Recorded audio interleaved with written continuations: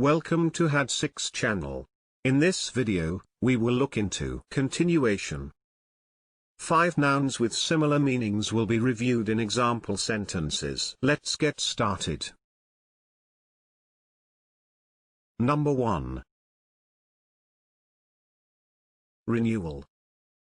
Which means an instance of resuming something after an interruption. Renewal. For example, the renewal of our friendship. Number 2. Preservation.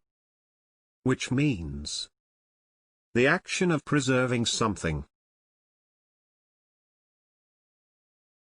Preservation. For example, waste tar was used in wood preservation. Number 3.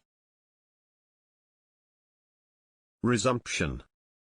Which means the action of beginning something again after a pause or interruption. Resumption.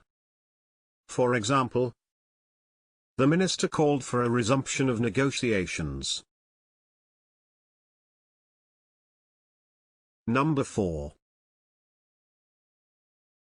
Maintenance. Which means the process of preserving a condition or situation or the state of being preserved. Maintenance. For example, crucial conditions for the maintenance of democratic government. Number 5. Continuance. Which means the state of remaining in existence or operation. Continuance. For example, the continuance of the negotiations.